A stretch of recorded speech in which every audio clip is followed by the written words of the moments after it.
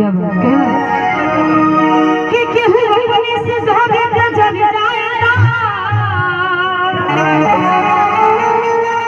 घोड़े खरीदा से भागे तो मर जाएगा अच्छा बनवला से ना बने ये भैया से बढ़िया बिगड़ जाए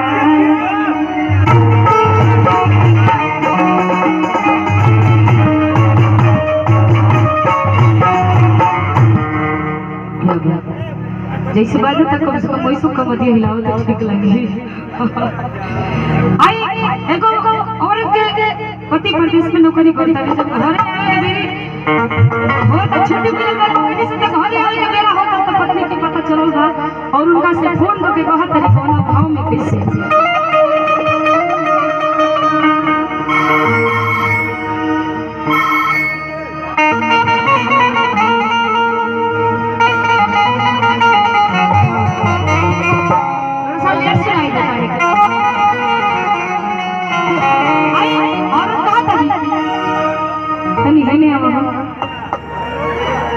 भाव देखे आवा लागे कि तू नहीं तू तो लागे कि शहरी के राज लागे तनी गुगु गुगु काढ़ ना करिया तो जा अच्छा ना बाने धोका करूंगा माने धरल बाचे ले लो के से नो छत लो हमरे ओढ़ को तेरे लगा अपन दे दो आई बात है अभी बता कहीं के नगरिया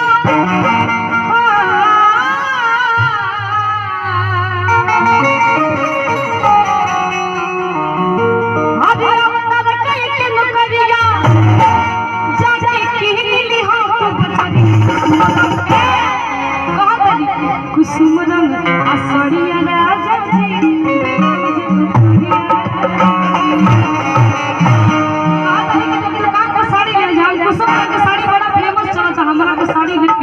और जो साड़ी ले तो एगो सेट खर्च करियो ब्लाउज लगा ले आई कहत हदिया बता कहीं के नौकरिया हदिया बता कहीं के नौकरिया चाचा की नीली हो तो बचा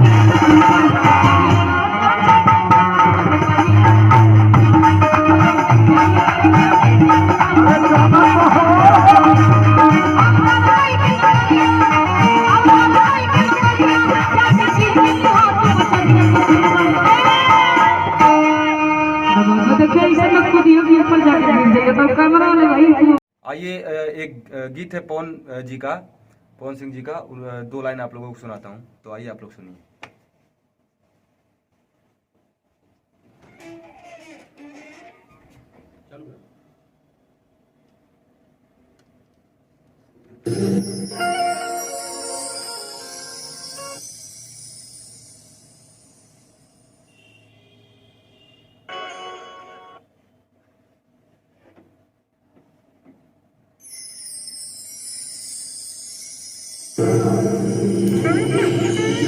बड़ी मन करता है रानी करे के भेंट भाई हम कॉलेज सवेरे तो हर तरफ हम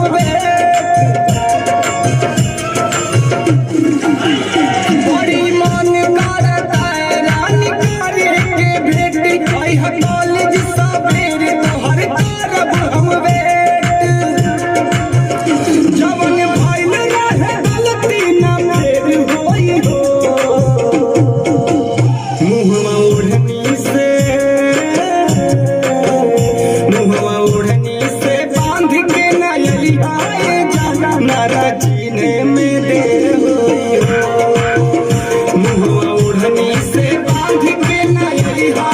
जान ना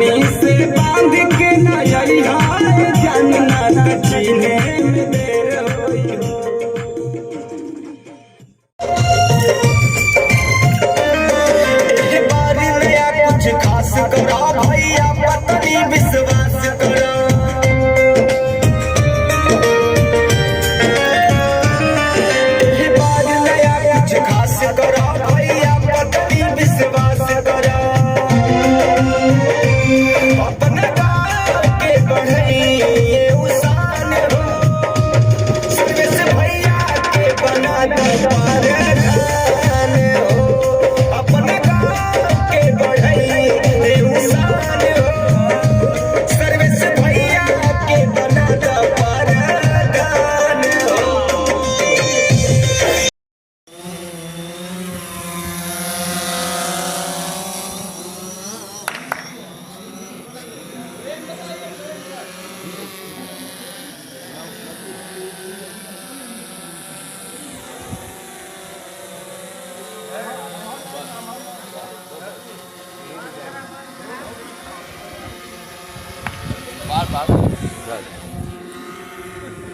चले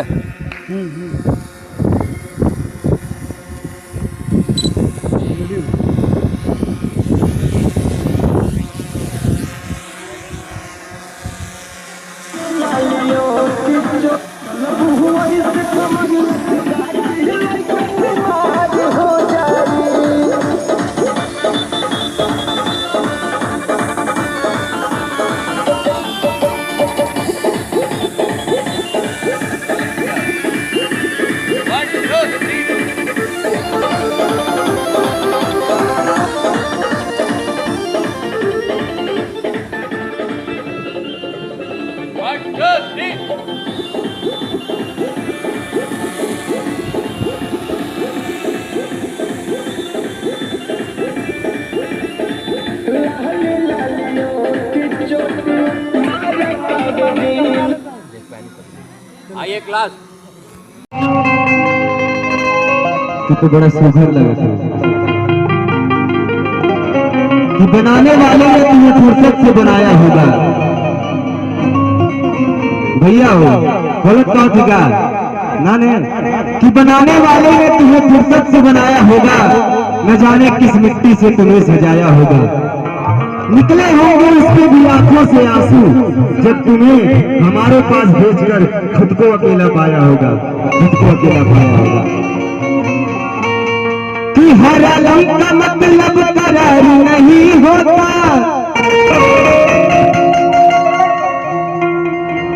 हर वक्त का मतलब इंतजार नहीं होता।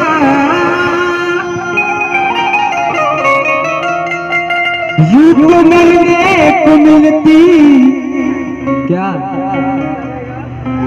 यूं तो मिलने को मिलती है हजारों नजरें,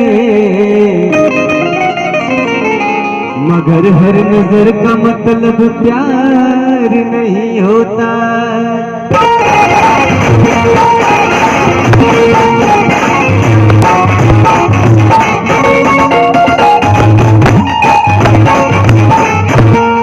अभी शुरुआत है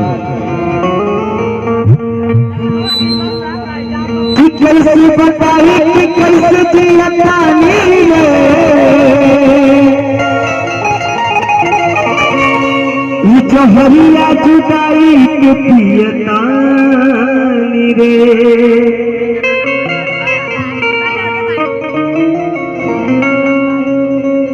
तू गई ससुरा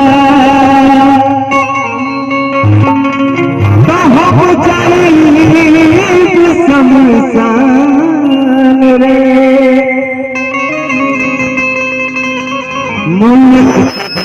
मांगी दुनिया जहान रे।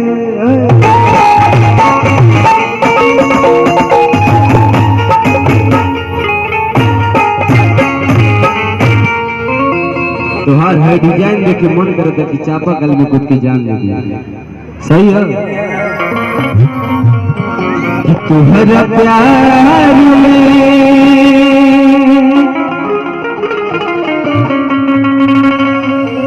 कि प्यार में तुम्हारा उठाई बानी घर से, कि प्यार में तुम्हारा उठाई बानी घर से, मिलत नहीं खेबा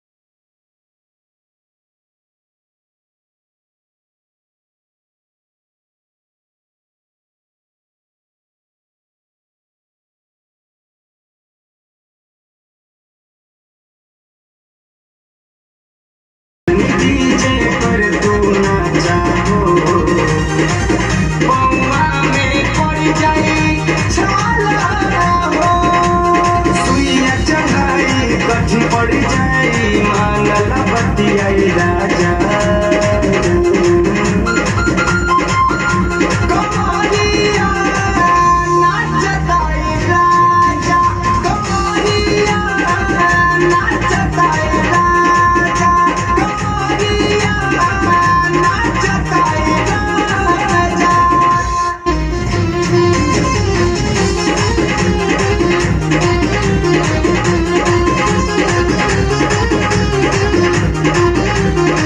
खाली भक्ति में रहेला नहीं केहू के सुनेला खाली पिएला तुम गाजा हो परेशान न करी राजा हो खाली भक्ति में रहेला नहीं केहू के सुनेला खाली पिएला तुम गाजा हो परेशान न करी राजा हो मानस गोलू आदित्य शर्मा अमित के संग में जाला कमरिया नाचताई राजा कमरिया नाचताई राजा कमरिया नाचताई राजा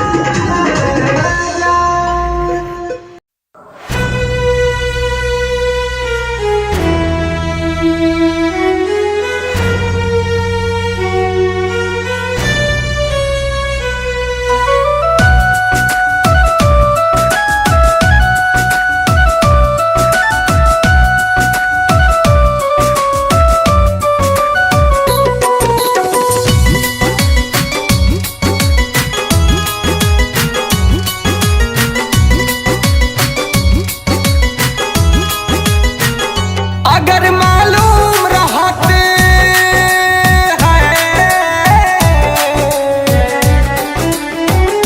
अगर मालूम रहते जान छोड़ के चल जइबू अगर मालूम रहते जान छोड़ के चल जइबू प्यार न करती तोहरा से जे बदल जइबू प्यार न करती तोहरा से जे बदल जइबू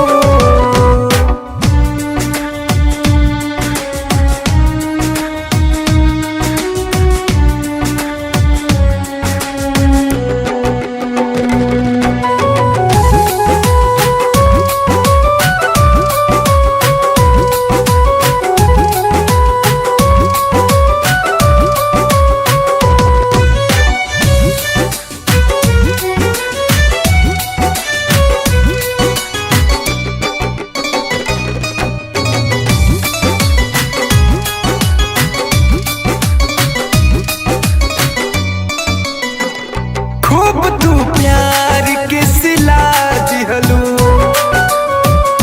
कहीं भी न छोड़लू ये जान तू मिटा दिहलू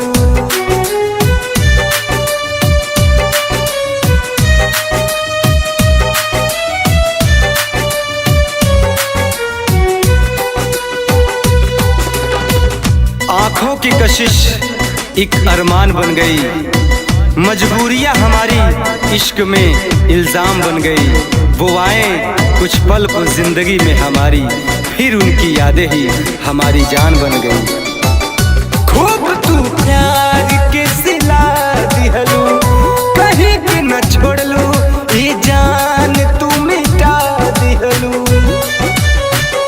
पता ना रहे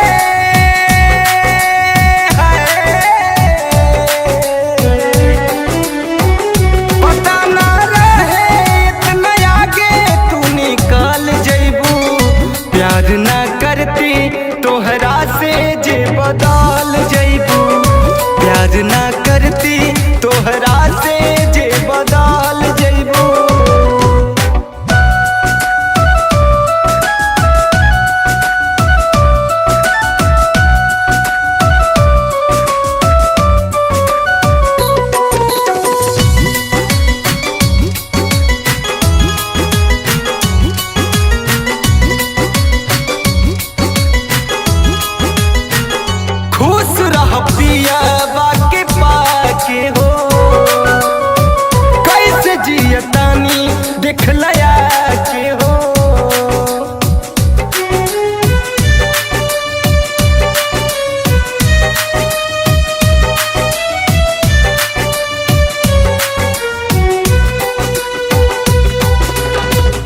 हजारों हैं मेरे अल्फाज के दीवाने, हजारों हैं मेरे अल्फाज के दीवाने।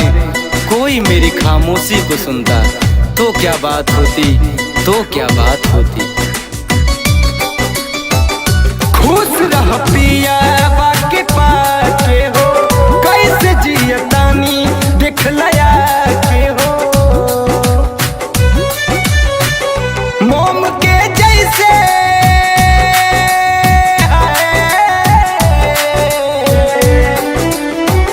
मोम के जैसे तू छान में पिघल जइबू।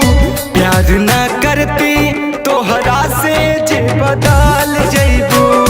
प्यार ना करती तोहरा से जे बदल जइबू।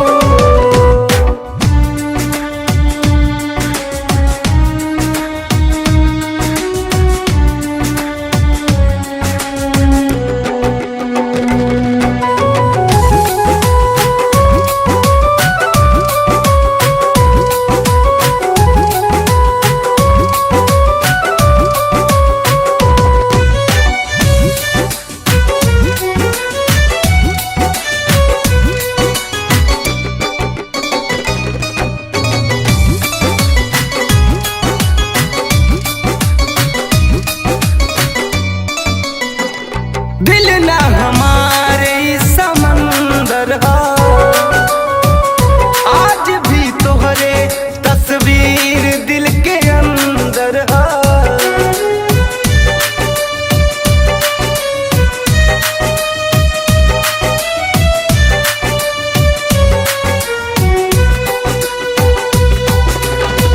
इतने बेदर्दी से वो मेरे दिल को तोड़ देंगे।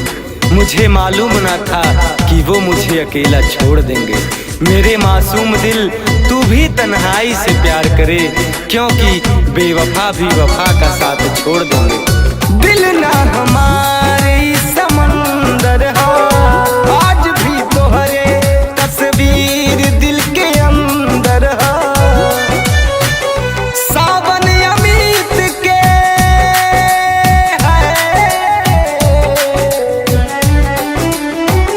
अमित सावन के दिल से ना तो निकाल पैबू। प्यार ना करती तोहरा से जे बदल जइबू। प्यार ना करती तोहरा से जे बदल जइबू।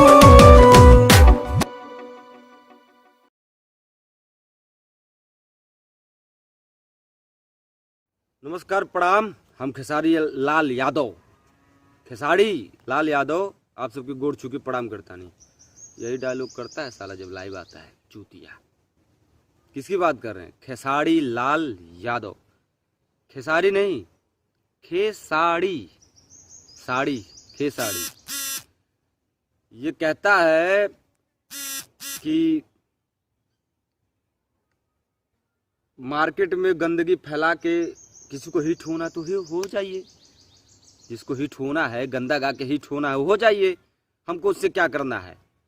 ये उनकी परवरिश, उनका संस्कार, हाई हऊ फलान ढिकान साले चूतिए। खेसारी लाल यादव तुमसे कह रहे हैं, हम तुमसे कह रहे हैं खेसारी लाल यादव, परवरिश संस्कार की बात तो तुम मत किया करो यार। पहली बात तो गंदगी तुम्ही ने फैला कर रखी है मार्केट में। पंकजवा लड़का है छोटा सा, उसको मार दिए तुम। तुम्हारे ऊपर क्या गाना गा दिया, उसको मार दिए, मरवा दिए उसको थप्पड़ थप्पड़। उसके बाद जेल बुक कटवा रहे हो, बेचारा लाइव आके रो रहा है वो। और गंदगी की बात करते हो। तुमसे ज्यादा गंदगी साले कौन फैला है मार्केट में? कौन फैला है? तुमसे ज्यादा गंदगी कोई फैलाया है? तो पूजवा गाते हो, तो कजली गाते हो, तो फलनिया गाते हो, नीलुआ गाते हो। ओकरे बाद तो कुल नहीं तो गाते हो चाची की बाची सपनवा माती है। साले गाली निकलेगा मुंह से, थप्पड़ मारेंगे, मिल जाओगे। चाची की बाची, चाची की बाची मतलब क्या होता है? चाची की बाची भोजपुरी में, बिहार में होता है चाची। हमरो यहाँ वाला चाची, चाची की बाची, चाची की बेटी उसको कहा जाता है। सपनवा में आती है। साले तुम अपने चाची की बेटी को सपनवा में देखते हो, क्या करते हो सपनवा में? गुलाब का फूल देते हो कि राखी बनवाते हो? क्या होता है? चूतिया, बदतमीज, गांडू साला, हैं? चाची की बाची सपनवा माती, और तुम नसीहत देते हो कि गंदा गा के हिट होना है तो होइए, हमको क्या करना है? तुम खुद गंदा गा के हिट होते हो साले, बदतमीज, हरामखोर। कितना गंदा गाया हो। इंटरनेट पे सर्च किया जाए तो आज के 10 साल पहले गंदा गाता था गुड्डू रंगीला, आज बानर बन के घूम रहा है। 15,000 का प्रोग्राम नहीं मिल रहा है। एक जमाने में वो भी स्टार था, एक जमाने में वो भी स्टार था। उसको आज भी कहा जाता है डायमंड स्टार। तुमको कौन सा स्टार? खेसारी लाल यादव कहा जाता है ना। और तुम भी वही काम करते हो, वही काम करते हो ना।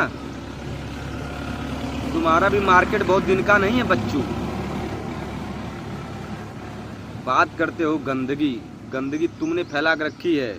गंदगी तब फैला रहे थे गुड्डू रंगीला और राधे श्याम रसिया, और जितने लोग भी गंदगी फैलाए थे उनका इतिहास देख लो आज कहाँ है। कहीं कौन गोड़त हुई है तो कहीं मेड़ी छाटत हुई है। यही है मार्केट में। और तुम बात मत किया करो। क्या कहते हो कि हम आर्मी में थे? फोन आ रहा है। तुम कहते थे कि हम आर्मी में थे, आर्मी में थे। लिट्टी चोखा बेचते थे दिल्ली में। बदतमीज साले, लिट्टी चोखा बेचते थे, आर्मी में थे। शरीर था तुम्हारा आर्मी जैसा। मार्केट में कब आए हो तुम? पता है तुमको? तुमको तो पता ही होगा तुम जब आए हो।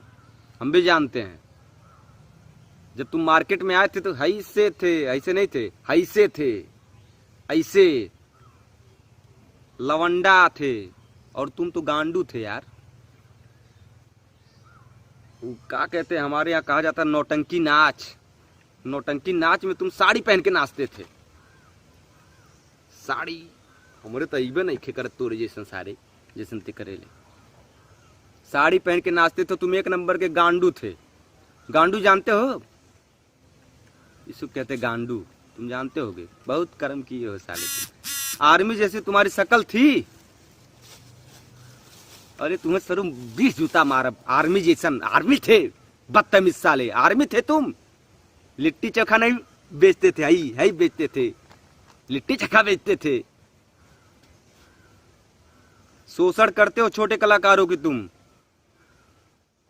बिहार का, उत्तर प्रदेश का कोई सिंगर अगर नया मैटर गाता है तो तुम्हारे लोग लगे रहते हैं कि कौन सा नया मैटर सिंगर गा रहा है, लाओ हमारे पास, उसको हम गा के उसका 20 पाएंगे। इसलिए बेचारे वो नहीं उठो रहे हैं। तुमने कितना गाना गाया, उनका मैटर गाया, बच्चों का उठा के, जो तुमसे छोटे कलाकार हैं।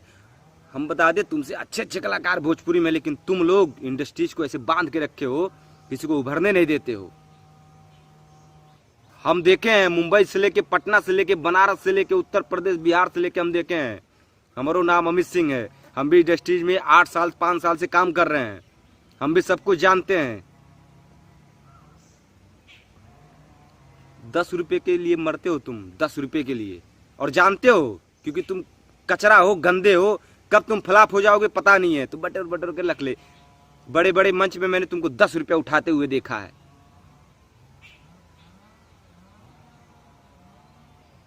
अरे अभी सुधर जाओ, नहीं तो कटोरा लेक भीख मंगवा ससुर केहू मिली ना आई। ठीक बा? लटकते नहीं। और जो लटका घूमते हो ऐसे सोना, ऐसे ऐसे हल जाई तोहरे पीछे। एक दिन जब घुसेगा बेकार हो जाओगे। कर्म ही प्रधान होता है, जैसा कर्म करोगे वैसे मिलेगा। कहते हैं वही पब्लिक दिया है, वही पब्लिक लूट लेगा फिर तुमको। बात बड़ी बड़ी करते हो। पब्लिक हमारी भगवान है, पब्लिक के लिए हम पूजा करते हैं, पब्लिक हमारा सब कुछ है। पब्लिक को क्या समझते हो तुम? अरे तुमको लोग आदर्श मानते हैं तो उस पर खरा उतरो। काहे कॉपी करते हो किसी छोटे सिंगरों का गाना? गिनाई कितना कितना गाना गाए हो, लोग नहीं जानते हैं। तुम्हारे पीछे कीड़े पड़ेंगे एक दिन, इतने बड़े बड़े। ये तो पहले पड़े हैं। 10 साल पहले जब तुम लौंडा थे, नाचते थे साड़ी पहन के, कहते थे हम आर्मी में थे, फौज में। हमारे भसड़ी वाले, तुम्हें आर्मी में थे तुम, शकल थी तुम्हारी आर्मी लायक, शरीर था तुम्हारी आर्मी लायक। ऐसे चप्पल उठा के अगर मार दे तो सरू गिर जाबा, 4 दिन नहीं उठबा। आर्मी में थे। और कहते हो कि जो वीडियो बनाएगा उसको ये करवा देंगे, वो करवा, आओ करवा दो, हमको करवा दो। अमित सिंह नाम हमारा, करवा दो जेल, हमको मरवा दो, है हिम्मत? अब तुम्हारे वीडियो पे लड़के करेंगे रिपोर्ट। और खेसाड़ी जो हो तुम, खेसाड़ी, खे और साड़ी, साड़ी जानते हो ना, साड़ी, खे साड़ी।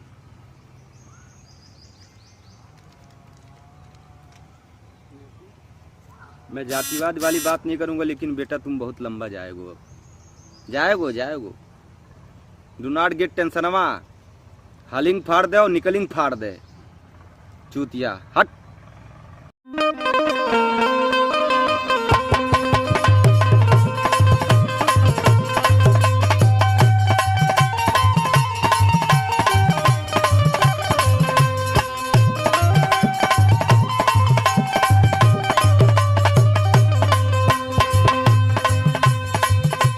कहो कहा केकर बेरी बेरी फोन आवत हो?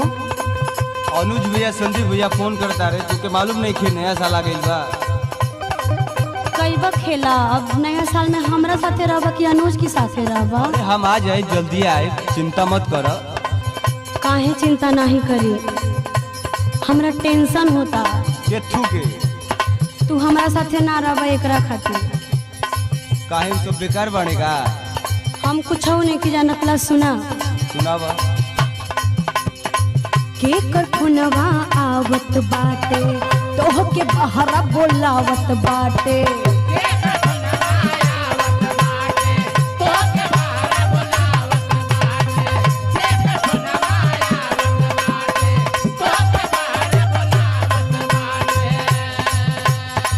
केकर फोनवा आवत बाटे, तोह के बहरा बोलावत बाटे। सच बतावो ना भरमावो, सच बतावो ना भरमावो, नया साल के कबाड़ कोइलो। ए हो कह सुना ना, सुनावा। आज के दिनवा लागता है सैया बहरे जोगाड़ कोइलो।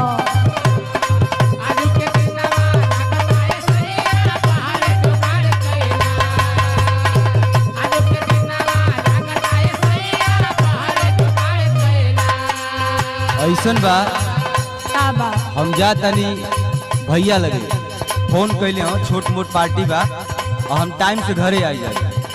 तू चिंता मत करा। चिंता काहे ना करी हो? सुना, बताओ तनी। सुनावा। मुर्गा बकरा के दावत बाटे हो,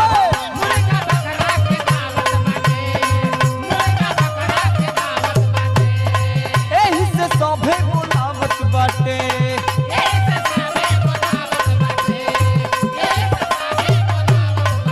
अरे मुर्गा बकरा के दावत बाटे, एही से सभे बुलावत बाटे। दारू बराई जल्दी आई, दारू बराई जल्दी आई, फोटो भेजब आटा सनल रही है। सुना, सुनावा। एक रत्ती तोहरा पे भरोसा ना बा हमरा। काहे कि तू जहाँ जात हुआ ना युवा म्यूजिक में, अच्छा, वहाँ के कुल लोगे पियक्कड़ है। दिमाग खराब बकाता है। देखा, इतने हमसे अच्छे ढेर ना लोग बतियावा। हैं, इतना प्यार से रहते, तुमको समझ में नहीं आता है। हम कुछ नहीं जानत, हम जितना कहते उतना सुन ला। हमारी इज्जत बनौले के अलावा बिगाड़ा मत। मुझे अनुज हुआ ना, अनुज हाँ। बड़ी हट्ठा कट्ठा बाड़न, हाँ, 10 गो तो एक के बार घोटेला। बवाल हो जाए तुमसे जान लिया। सुना, सुनावा। हर मुर्गा बकरा के दावत बाटे,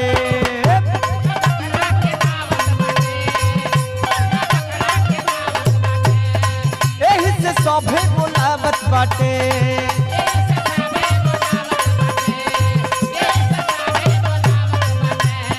दारू बराई जल्दी आई, दारू बराई जल्दी आई, फोटो भेजब आटा सनल रही। और दूगो दे दा गोईठवा रनिया, इज्जत हमारो बनल रही है। तुमको देगा कोई खवाए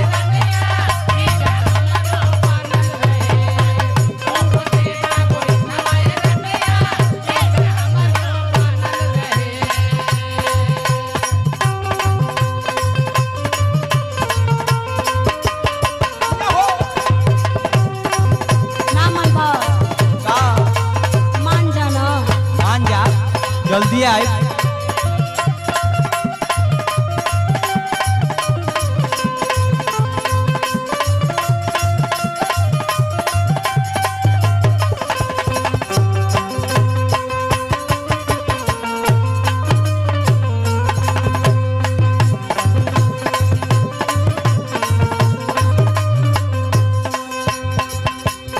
सुना सुनावा सभे वो जो ले लेके बोतल आयल हुई ना ना ऐसा कोनो बात नहीं थे। अगर तू हाथों से छू दिहला तो समझ लिया राम राम राम राम राम राम खैर नहीं खे तोहार। अरे तू चिंता मत करा। अच्छा सुना सुनावा हो। सभे ले आइल होई पूरा हो जाई छू देबे को तब पूरा हो जाई। अरे ना छुआ ना छुआ।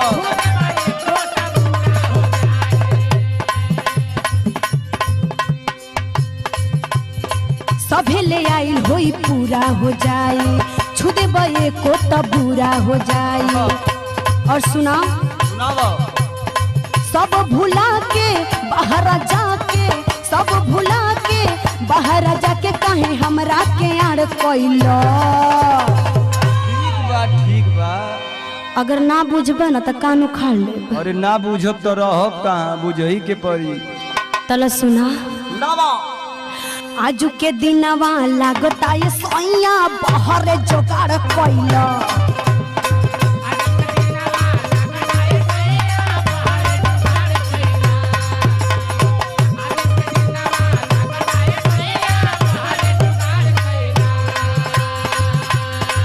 ऐसन कुछ ना होई तू चिंता मत करा। हमरा भरोसा ना बा वो जो सोनू जे बाड़ा ना सोनू हाँ हाँ अगला बेरिया उलट कर रहले पी के। अरे तो ऊ न पी के उलटल रहल हम ना न रहली। राजन वहाँ के घिसरा के लेके आवत रही हम सब देखले बानी ना। तार दिमाग खराब हो गइल बा। सुना 1 जनवरी के बोला जन तीखा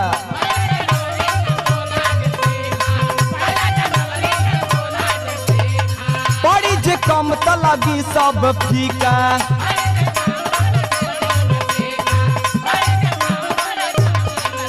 अरे 1 जनवरी के बोला जनी तीखा बड़ी जे कम त लगी सब फीका। सुना न संध्या राजन यामी सुना न संध्या राजन यामी संग छतिया हमर तनल रही है। कहत है का कहत हुआ।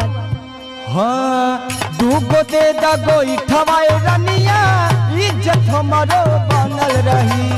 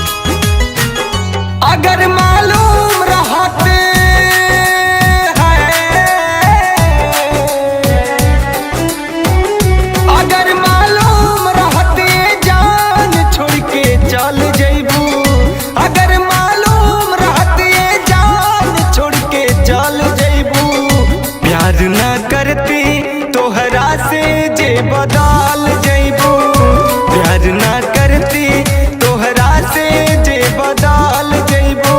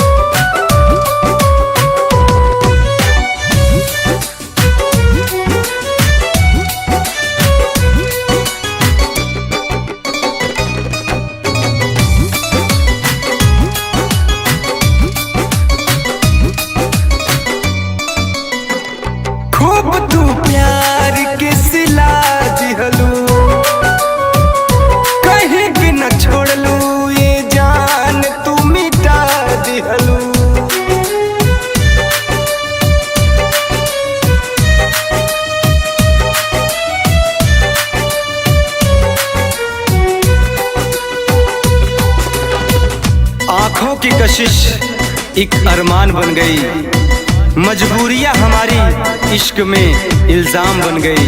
वो आए कुछ पल को जिंदगी में हमारी, फिर उनकी यादें ही हमारी जान बन गई। खूब तू प्यार के सिला दिहलू, कहीं के न छोड़लू, ये जान तू मिटा दिहलू। पता ना रहे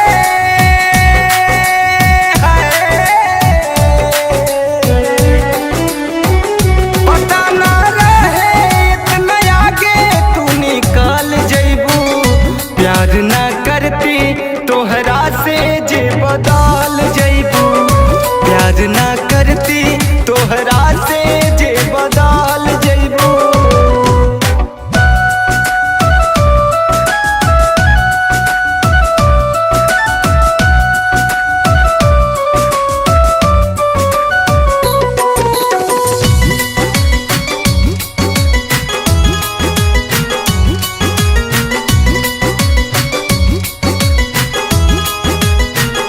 खुश रह पिया बाके पाके हो, कैसे जियतानी देखलया के हो।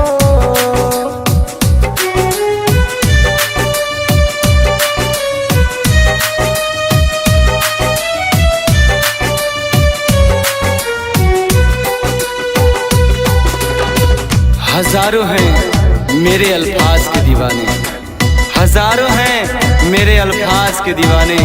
कोई मेरी खामोशी को सुनता तो क्या बात होती, तो क्या बात होती।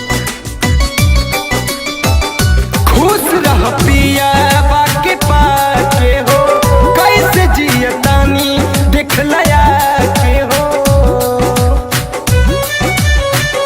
मोम के जैसे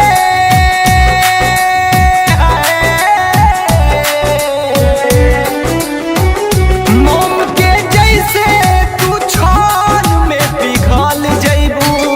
प्यार ना करती तोहरा से जे बदल जइबू। प्यार ना करती तोहरा से जे बदल जइबू।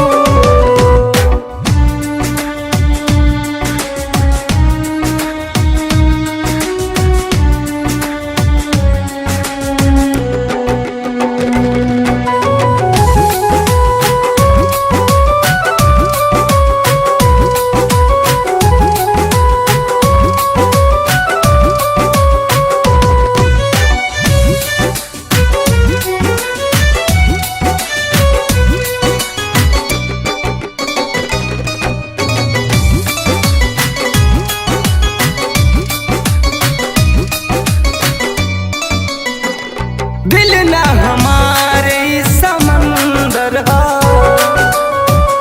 आज भी तोहरे तस्वीर दिल के अंदर हो।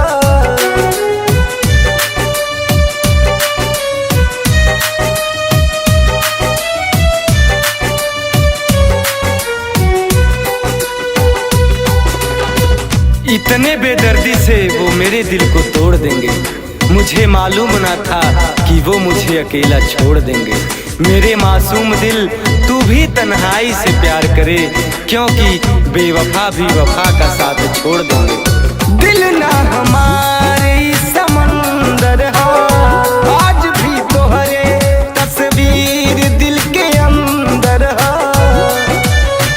सावन अमित के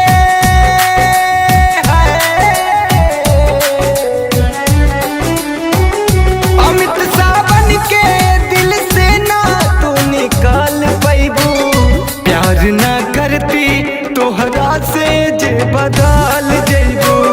प्यार ना करती तोहरा से जे बदल जइबू।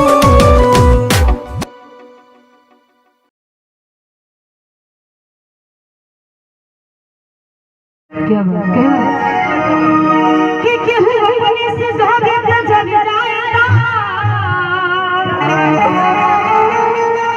घूर खइला से भागे त मर जाएगा। अच्छा बनवला से ना बने ये भैया।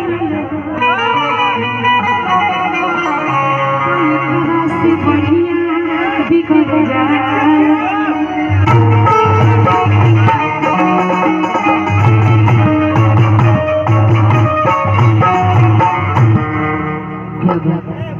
जैसे बाजे तक कम से कम वैसो कमरिया हिलाओ तो ठीक लगे। आई एगो औरत के पति प्रदेश में नौकरी करता है, जब घर आवे हो तो छुट्टी मिले पर पत्नी से घर आवे के बेला होता तो पत्नी के पता चलल बा और उनका से फोन करके कहत तरी फोन भाव में कैसे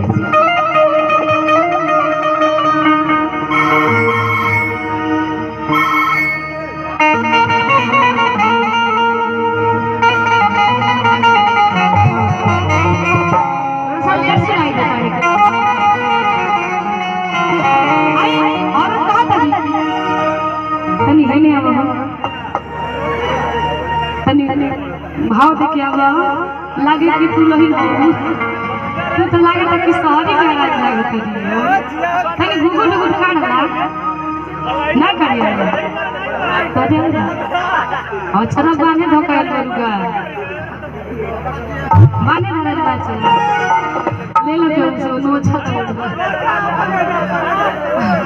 लो हमारे बोले को तेरे लगा अपन दे दो आई आई कहा था अभी बता कहीं के नगरिया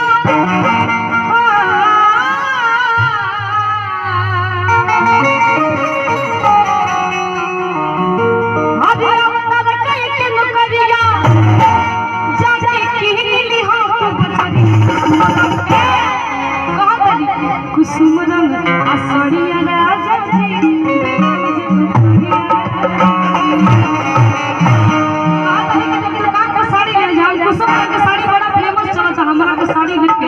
और जब साड़ी ले तो एगो सेट खर्च करिए ब्लाउज लगा ले आई कहा था हदिया बता ले कहीं के नौकरिया हदिया बता ले कहीं के नौकरिया चाचा की नीली हो तो बचा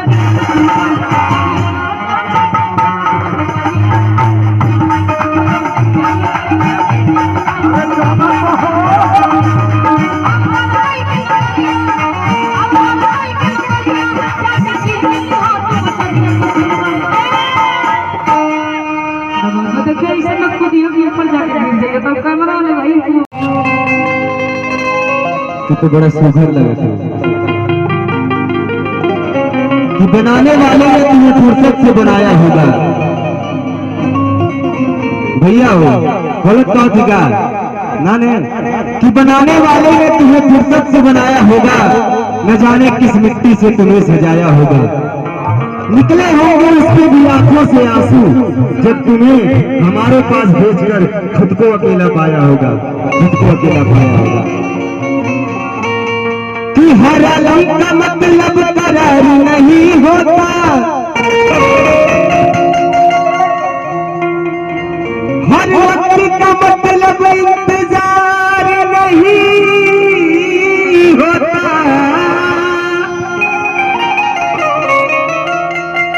यूं तो मिलने को मिलती क्या,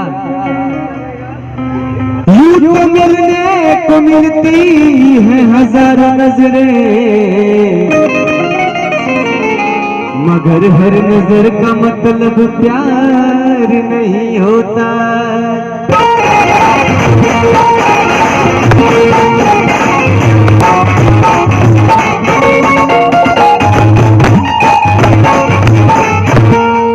अभी शुरुआत है कि कैसे बताई कि कैसे जियतानी रे, ये जहरिया जुदाई के पियतानी रे।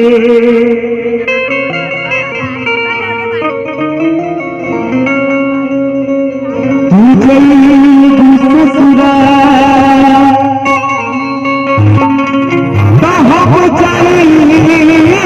शमशान रे, मुल्क मांग दुनिया जहान रे।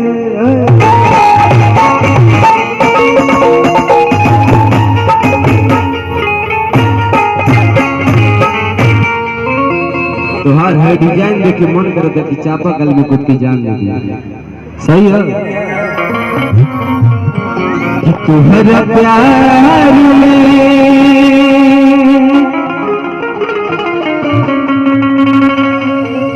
कि प्यार में तुहरा उठाई बानी घर से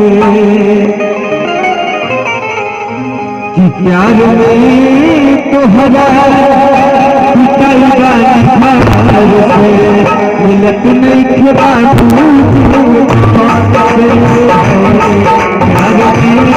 तुहरा उठाई बानी घर से मिलत नहीं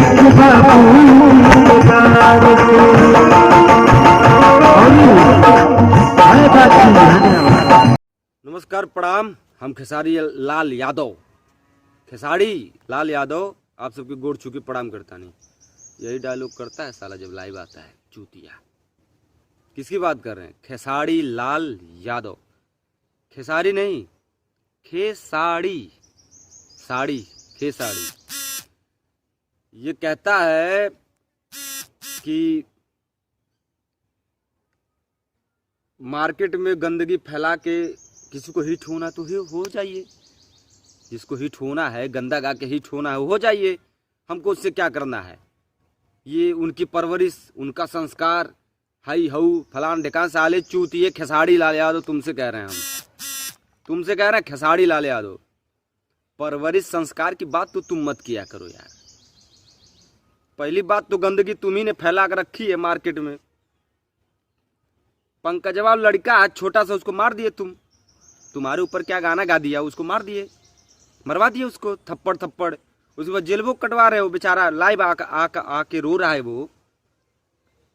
और गंदगी की बात करते हो। तुमसे ज्यादा गंदगी साले कौन फैला है मार्केट में? कौन फैला है? तुमसे ज्यादा गंदगी कोई फैलाया है? तो पूजवा गाते हो, तो कजली गाते हो, तो फलनिया गाते हो, नीलुआ गाते हो, ओकरे बाद तो कुल नहीं तो गाते हो चाची की बाची सपनवा माती है। साले गाली निकलेगा मुंह से, थप्पड़ मारेंगे, मिल जाओगे। चाची की बाची, चाची की बाची मतलब क्या होता है? चाची की बाची भोजपुरी में, बिहार में होता है चाची। हमरो यहाँ वाला चाची, चाची की बाची, चाची की बेटी उसको कहा जाता है। सपनवा माती है। साले तुम अपने चाची की बेटी को सपनवा में देखते हो, क्या करते हो सपनवा में? गुलाब का फूल देते हो कि राखी बनवाते हो? क्या होता है? चूतिया, बदतमीज, गांडू साला है। चाची की बाची सपनवा माती, और तुम नसीहत देते हो कि गंदा गा के हिट होना है तो होइए, हमको क्या करना है। तुम खुद गंदा गा के हिट होते हो साले, बदतमीज, हरामखोर। कितना गंदा गाया हो। इंटरनेट पे सर्च किया जाए तो आज के 10 साल पहले गंदा गाता था गुड्डू रंगीला, आज बानर बन के घूम रहा है। 15,000 का प्रोग्राम नहीं मिल रहा है। एक जमाने में वो भी स्टार था, एक जमाने में वो भी स्टार था। उसको आज भी कहा जाता है डायमंड स्टार। तुमको कौन सा स्टार? खेसारी लाल यादव कहा जाता है ना। और तुम भी वही काम करते हो, वही काम करते हो ना। तुम्हारा भी मार्केट बहुत दिन का नहीं है बच्चों। बात करते हो गंदगी, गंदगी तुमने फैला कर रखी है। गंदगी तब फैला रहे थे गुड्डू रंगीला और राधे श्याम रसिया, और जितने लोग भी गंदगी फैलाए थे उनका इतिहास देख लो आज कहाँ है। कहीं कौन गोड़त हुई है तो कहीं मेड़ी छाटत हुई है। यही है मार्केट में। और तुम बात मत किया करो। क्या कहते हो कि हम आर्मी में थे? फोन आ रहा है।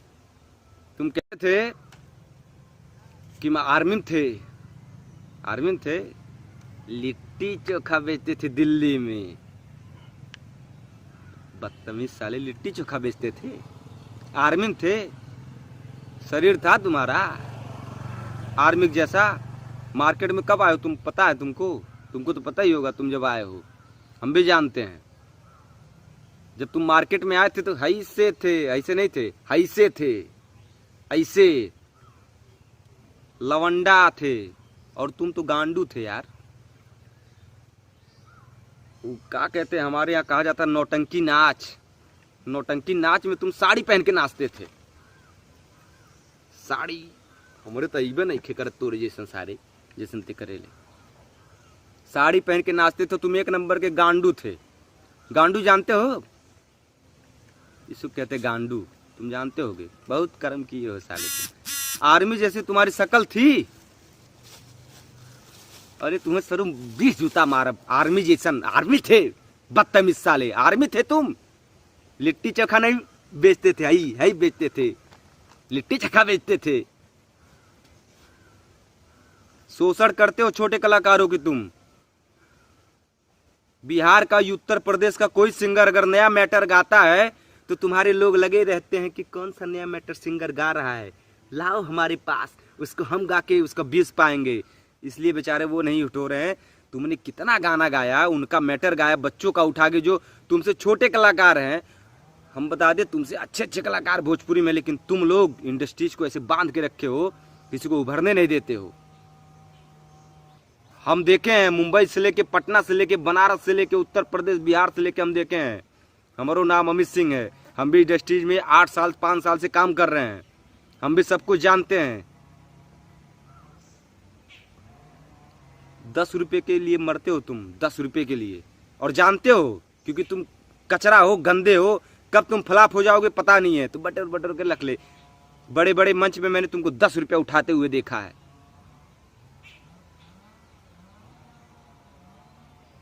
अरे अभी सुधर जाओ, नहीं तो कटोरा लेके भीख मंगवा ससुर, केहू मिली ना आई। ठीक बा? सोना लटकाते नहीं। और जो लटका घूमते हो ऐसे सोना, ऐसे ऐसे हल जाई तोहरे पीछे। एक दिन जब घुसेगा बेकार हो जाओगे। कर्म ही प्रधान होता है, जैसा कर्म करोगे वैसे मिलेगा। कहते हैं वही पब्लिक दिया है, वही पब्लिक लूट लेगा फिर तुमको। बात बड़ी बड़ी करते हो, पब्लिक हमारी भगवान है, पब्लिक के लिए हम पूजा करते हैं, पब्लिक हमारा सब कुछ है। पब्लिक को क्या समझते हो तुम? अरे तुमको लोग आदर्श मानते हैं तो उस पर खरा उतरो। काहे कॉपी करते हो किसी छोटे सिंगरों का गाना? गिनाई कितना कितना गाना गाए हो, लोग नहीं जानते हैं। तुम्हारे पीछे कीड़े पड़ेंगे एक दिन, इतने बड़े बड़े। ये तो पहले पड़े हैं, 10 साल पहले जब तुम लौंडा थे, नाचते थे साड़ी पहन के, कहते थे हम आर्मी में थे, फौज में। हमारे भसड़ी वाले, तुम्हें आर्मी में थे तुम, शकल थी तुम्हारी आर्मी लायक, शरीर था तुम्हारी आर्मी लायक। ऐसे चप्पल उठा के अगर मार दे तो सरू गिर जाबा, 4 दिन नहीं उठबा। आर्मी में थे। और कहते हो कि जो वीडियो बनाएगा उसको ये करवा देंगे, वो करवा, आओ करवा दो, हमको करवा दो। अमित सिंह नाम हमारा, करवा दो जेल, हमको मरवा दो, है हिम्मत? अब तुम्हारे वीडियो पे लड़के करेंगे रिपोर्ट। और खेसाड़ी जो हो तुम, खेसाड़ी, खे और साड़ी, साड़ी जानते हो ना, साड़ी, खे साड़ी।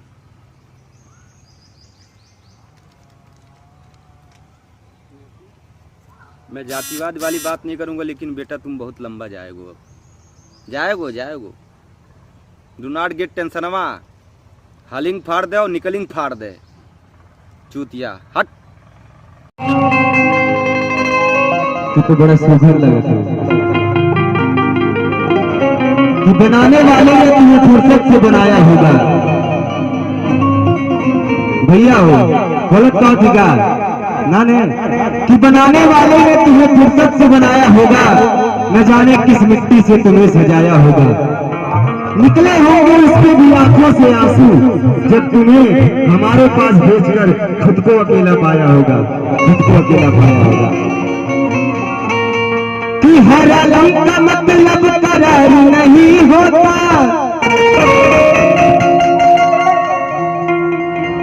हर वक्त का मतलब इंतजार नहीं होता।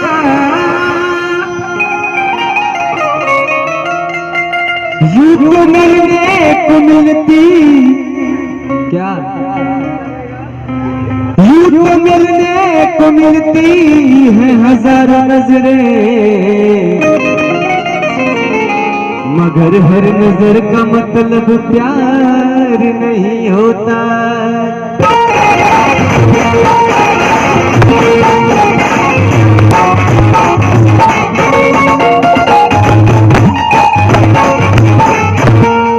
अभी शुरुआत है कि कैसे बताई कि कैसे जियतानी रे, ये जहरिया जुदाई के पियतानी रे।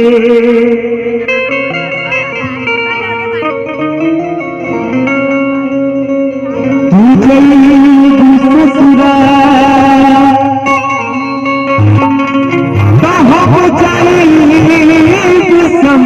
शमशान रे,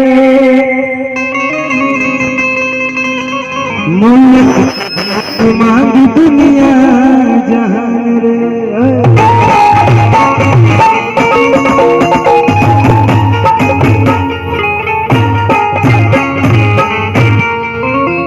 तोहार है डिजाइन देखे मन करता कि चापा कल में कुछ की जान दे दिया। सही है कि तुम्हारा प्यार में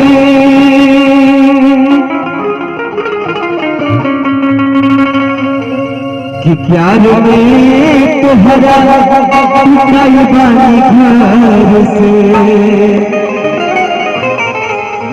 कि प्यार में तुम्हारा उठाई बानी घर से, मिलत नहीं खिला